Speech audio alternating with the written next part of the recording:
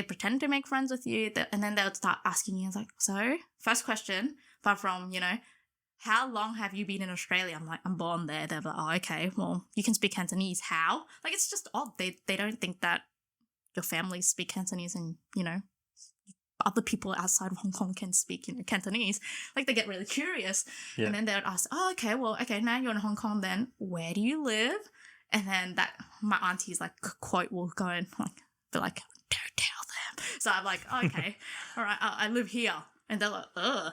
And I know a lot of the older people in that group was just like, oh, okay, that's cool. Like, no discrimination there. But the younger people, you tell straight away they were judging you because she didn't even hide her reaction. She was literally like, ugh, that's a poor sign, all right.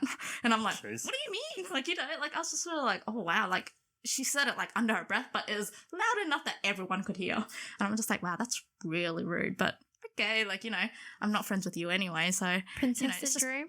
Yeah, I would say she had a heavy case of that, but So maybe was your auntie telling you to say the poorest street to test people out, or yeah? Like, So I'm still trying to figure out why.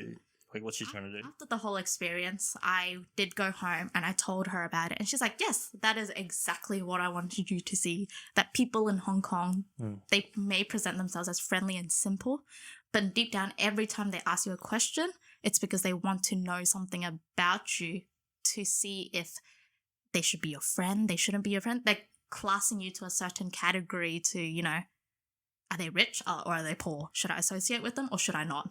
That was basically what she wanted me to experience on the first day of work. Is that essentially kind of like, will this friendship be advantageous to me or not? Yeah, basically. Essentially. Basically, because on top of that, like, as I observed longer and I understood where my auntie was coming from, I just saw how she or that particular person and would interact with other people, even with other newcomers, and should do exactly the same. And then it'd always be, where do you live? Do you own that house? Do you own a car? Like, are you still living with your family? And I was just like, in Australia, if you own a car, who the fuck cares? You own a house? No one cares. Like, where do you live?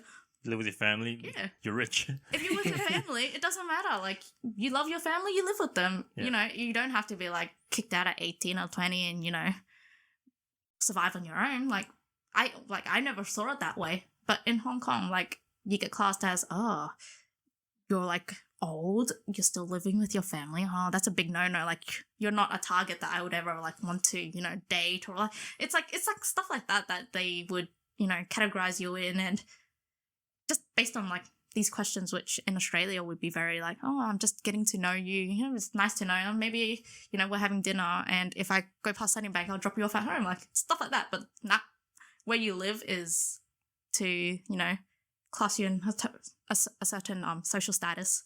Must be a very tiring way of living if that's but across the board. But you get very defensive the longer you live in Hong Kong, because then I realised after coming back to Australia that in Hong Kong, when people ask me things, my first few questions I'd ask myself is, what do you want to get out of it? Are you actually genuine? How genuine?